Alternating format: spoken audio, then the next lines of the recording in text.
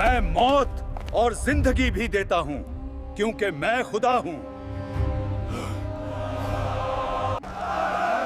क्या हम अपने खुदाओं को छोड़ दें जिन्हें हमारे बाप दादा पूजते चाले आ रहे हैं? हमारे बुतों से दुश्मनी रहने वाला हजरत इब्राहिम है, बुतों को उसने तोड़ा होगा। अगर तेरा खुदा सच्चा है तो उसे कहे अपनी फौज भेजे और हमसे जंग करे। In his arrogance, Nimrod defied the Lord of all worlds. But even उसने अल्लाह को चैलेंज किया और अल्लाह ने अपनी एक नन्ही सी मखलूक के जरिए उबरत का निशान बना दिया। बिस्मिल्लाहिर्रहमानिर्रहीम। शुरू अल्लाह के नाम से जो बड़ा मेहरबान निहायत रहम फरमाने वाला है। अल्लाह की बनाई हुई इस कायनात में बहुत से ऐसे बादशाह गुजरे जिन्होंने अल्लाह तबारक व तआला के निज़ाम को बदलने की कोशिश की और अल्लाह ताला की ज़ात को छोड़कर खुद खुदा बन बैठे। उनमें से बाद में खुदाई का झूठा दावा भी किया। मैं मौत और जिंदगी भी देता हूं क्योंकि मैं खुदा हूं। खुदाई का झूठा दावा करने वाले बादशाहों में एक बादशाह ऐसा भी था जिसे अल्लाह तबारक व तआला ने पूरी ज़मीन की पाशात अता फरमाई की, लेकिन इसके बावजूद उसने ना सिर्फ खुदाई का झूठा दावा किया बल्कि इतना सरकश और नाफरमान बन गया कि उसने नौज़ बिल्लाह अल्लाह तबारक व तआला की ज़ात को जंग के लिए ललकार दिया। अगर तेरा खुदा सच्चा है तो उसे कहे अपनी फौज भेजे और हमसे जंग करे।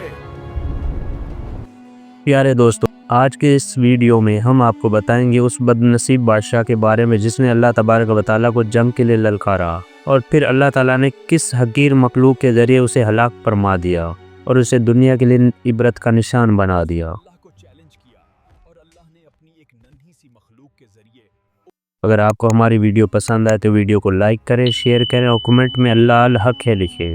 और अगर आप हमारे चैनल पर नए हैं तो चैनल को सब्सक्राइब लाजमी करें। शुक्रिया।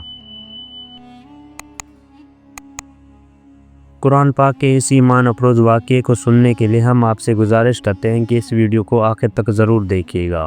दुनिया की तारीख़ में 4 बादशाह ऐसे गुज़रे जिन्हें अल्लाह ताला ने पूरी ज़मीन पर हुकूमत अता फ़रमाई थी। उनमें से 2 बादशाह मुसलमान थे और 2 काफिर। मुसलमान बादशाहों में एक हज़रत ज़ुल्करनैन अलैहिस्सलाम और दूसरे हज़रत सुलेमान अलैहिस्सलाम थे जिन्हें अल्लाह ताला ने मनसब नबूवत से भी सरफराज फरमाया था। जबकि काफिर बादशाहों में एक का नाम नमरूद और दूसरे का नाम बख्त नसर था। नमरूद शहर बाबुल का हुक्मरान था। उसका पूरा नाम नमरूद बिन कनान बिन कौस बिन साम बिन नूर था। रिवायात में आता है अल्लाह तबारक व तआला ने नमरूद को पूरी ज़मीन पर हुक्मरानी अता फरमाई थी और उसने तकरीबन 400 साल तक हुकूमत की। ये एक जाबिर जालिम बादशाह था। उसके दौर में बुत परस्ती आम थी। लोग अल्लाह की इबादत को छोड़कर बुतों की पूजा करते और नमरूद को भी खुदा मानते थे। उस गुमराह कौम की हिदायत के लिए अल्लाह ताला ने अपने प्यारे नबी हज़रत इब्राहीम अलैहिस्सलाम को माबूद फरमाया। हज़रत इब्राहीम अलैहिस्सलाम उस ज़माने में वाहिद शख्स थे जो अल्लाह के वादानियत पर ईमान रखते और बुतों की इबादत को बातिल समझते थे।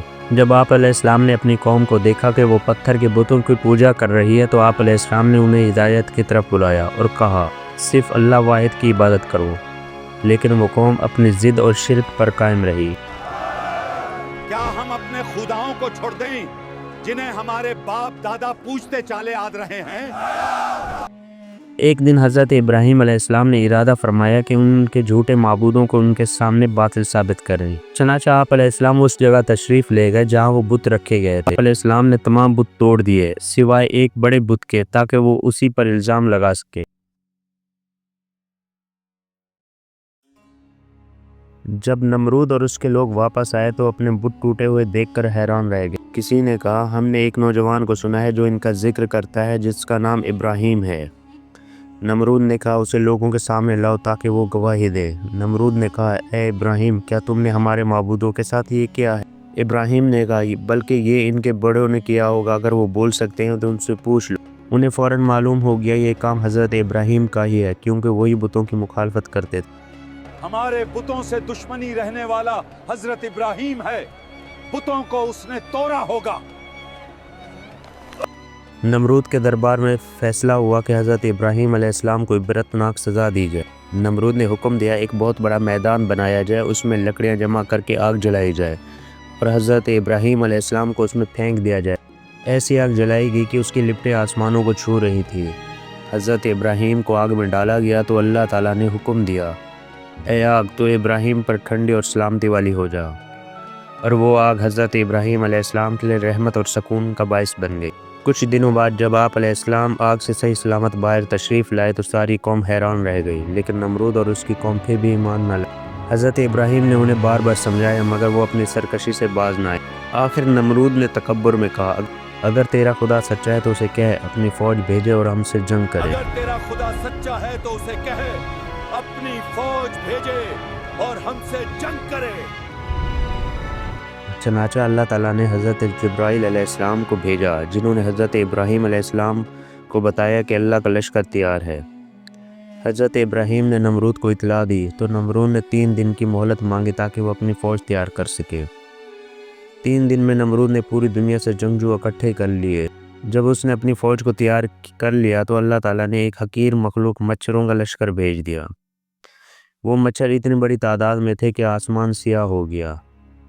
ان مچھروں نے نمرود کی فوج کا گوشت کھا لیا اور خون پی لیا، حتیٰ کہ ان کی صرف ہڈیاں رہ گئیں۔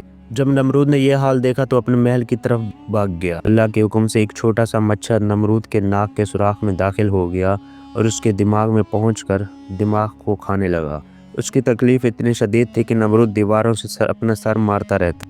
اس نے اپنے خادموں کو حکم دیا کہ جو بھی میرے پاس آئے میرے سر پر جوتے مارے تاکہ کچھ سکون ملے۔ یہ کیفیت کئی دنوں تک جاری رہی۔ آخرکار وہی مچھر نمرود کے دماغ کو کھا گیا اور اسی اذیت میں نمرود کی موت واقع ہوئی۔ یوں وہ بادشاہ جو خدا سے جنگ کا دعویٰ کرتا تھا ایک حقیر مچھر کے ہاتھوں ہلاک ہو، اور اللہ تعالیٰ نے اسے دنیا کے لیے عبرت کا نشان بنا دیا۔ بے شک اللہ ہر چیز پر قادر ہے۔ نمرود کے پاس دنیا کی حکومت تھی، فوج تھی، خزانہ تھا، مگر جب اللہ نے ایک حقیر مچھر بھیجا تو وہ اس کے سامنے بے بس ہو گیا۔ انسان چاہے کتنا بھی طاقتور ہو، اللہ کے حکم کے سامنے ذرا برابر بھی طاقت نہیں رکھتا۔ حقیقی بادشاہ صرف اللہ ہے۔ نمرود نے خدائی کا دعویٰ کیا مگر اللہ نے دکھا دیا بادشاہی صرف اس کی ہے جو موت اور زندگی دیتا ہے۔ دنیا کے بادشاہ بدلتے رہتے ہیں مگر اللہ کی بادشاہی ابدی ہے۔